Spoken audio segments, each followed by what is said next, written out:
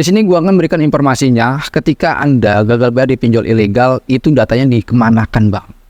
Ya, dan bahkan juga ada nasabah yang gagal bayar di pinjol ilegal, namun di dalam aplikasinya data nasabah tuh hilang dan tidak ada status dia lagi, tidak ada status pendaftaran dan tidak ada status pengajuan pinjol, dan secara gak langsung semua pengajuan Anda di dalam aplikasi pinjol itu selama 3 bulan ternyata data Anda sudah tidak ada. Lalu data itu dikemanakan, Bang? Wah, ini sangat berbahaya sekali bagi teman-teman yang gagal bayar pinjol ilegal atau memberikan data Anda di dalam aplikasi pinjol ilegal. Ini sangat berbahaya sekali. Bisa jadi kemungkinan data Anda bisa disalahgunakan.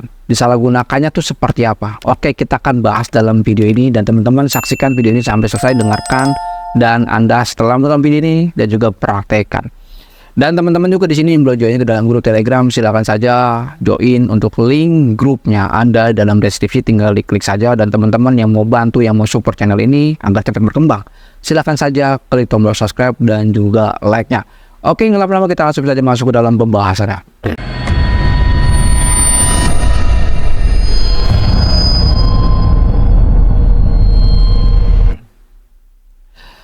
Assalamualaikum warahmatullahi wabarakatuh. Kita berjumpa kembali lagi di channel YouTube Terus Pinjol. Pada video kali ini kita akan membahas kemanakah data nasabah pinjol ilegal itu berada. Waduh, ini sangat berbahaya sekali. Kemanakah itu? Nah, bahwa pinjol ilegal dia tidak berizin OJK. Dia memiliki sistem aplikasinya itu semaunya dia, sesukanya dia, memberikan bunga sesukanya dia, memberikan pinjaman sesukanya dia, mengakses HP Anda sesuka dia. Itu namanya pinjol ilegal, dan juga tidak tercatat di OJK. Dan bahkan pinjol ilegal itu adalah buruan polisi. Karena apa? Mereka sudah merugikan negara, sudah merugikan nasabah, dan juga mengganggu keamanan data nasabah. Lalu yang perlu Anda catat, kemanakah data itu berada ketika kita sudah mengisi formulir data kita dalam aplikasi pinjol ilegal.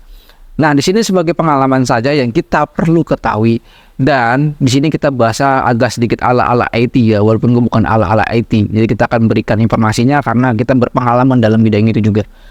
Nah, gua pernah ya masuk ke dalam sebuah dark web. Dark web itu apa? Di sini gua nggak akan jelaskan, tapi teman-teman bisa searching aja apa itu dark web. Kita pernah masuk ke dalam dark web, gue iseng-iseng mencari sebuah data yang perlu kita ambil. Karena para hacker mengumpulkan hasil hackingnya itu, hasil-hasil peretasannya, dia akan pasti mempublik di dark web ataupun di forum-forum hacker. Ya, dia akan mempublik semua data-data orang ataupun identitas orang ataupun hasil-hasil peretasan dia. Dan gue pernah menemukan bahwa dia pernah mengupload data nasabah yang gagal bayar itu di sebuah dark web. Artinya, ketika Anda gagal bayar di pinjol ilegal, Anda sudah mengisi formulir dalam aplikasi pinjol ilegal berupa KTP, nama Anda, dan sejenisnya, maka data ini akan dijual belikan di dark web, di pasar gelap internet, dan di mana semua dark web itu adalah perkumpulan para hacker ataupun di forum-forum hacker. Tapi yang berbahaya itu kalau di dark web, ya. Dan selanjutnya, kemanakah data itu setelah dijual belikan? Nah, misalkan kita akan berikan ilustrasinya. Di sini gue nggak ada spidol ya. Kalau spidol gue akan berikan ilustrasinya.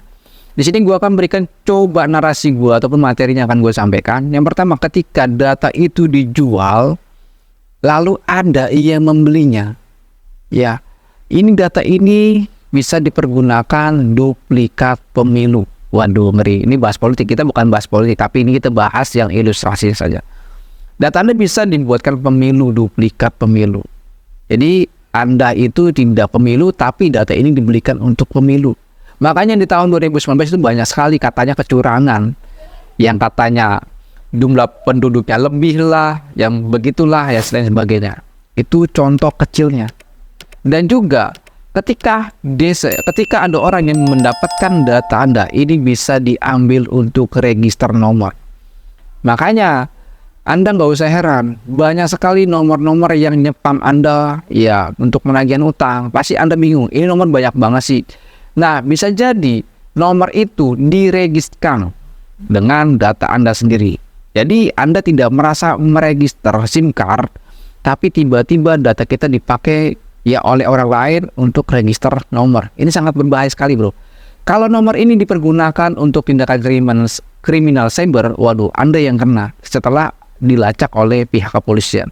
Oh, SIM cardnya ini diregister dengan nama bla bla bla.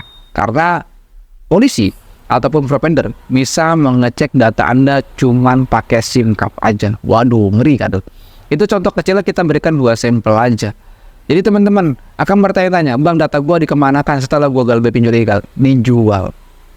Ya, untuk kepastian dijual atau tidaknya, namun gua pernah menemukan di dark web bahwa ada orang memasang atau dia menjual data nasabah pinjol itu di dalam dark web. Dia pasarkan ke sana. Waduh, jadi bukan berarti pinjol itu diretas, tapi dia mengumpulkan data nasabah yang sudah mereka dapatkan dan akhirnya dijual belikan. Ya mungkin orang-orang kita itu biasa-biasa aja ketika data kita dijual ataupun dipajangkan ataupun disebarkan. Mungkin teman-teman biasa-biasa aja, tapi namun ada dampak-dampak yang luar biasa lagi di balik itu. Dan selanjutnya, teman-teman, ketika si pemilik pinjolnya ini ya menjual data Anda, lalu ada yang membeli penampungnya, dan pembelinya ini ternyata gerombolan dari kaum penipuan.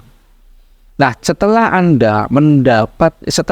si penipu ini mendapatkan atau membeli data nasabah pinjol, maka dia pergunakan untuk yang namanya profiling. Setelah dia sudah mengecek data-data nasabah, oh hasilnya datanya valid, dan dia akan melakukan spam promosi. Seperti undangan, seperti promosi Bank BNI, seperti promosi link phishing dan lain sebagainya. Maka pesan itu akan dibelas ke nomor-nomor Anda untuk melakukan penipuan. Makanya di penipuan ini di Indonesia sangat marak sekali terjadi. Anda nggak usah heran, nggak usah heran kenapa si penipu itu bisa mendapatkan nomor kita, yaitu hasil dari bocornya data. Makanya teman-teman, kita kalau punya data itu dijaga, dan teman-teman juga kalau mendapatkan spam, SMS ataupun WhatsApp yang sifatnya menggiurkan, baik itu berupa link ataupun file, jangan pernah diklik coba-coba. Jadi mungkin itu saja informasinya, gue nggak terlalu panjang-panjang karena sedikit riskan untuk konten gue. Assalamualaikum warahmatullahi wabarakatuh. Salam gabe, tetap semangat, dan jangan lupa dukung channel dengan cara klik tombol subscribe, like, share, dan juga bikin seluruh akun media sosial kalian. Teman-teman yang mau konsultasi, yang mau join ke dalam grup WA kita, silahkan join saja. Nanti setelah teman-teman sudah join dalam grup WA kita, bisa konsultasi melalui telepon secara sepuasnya. Bye-bye.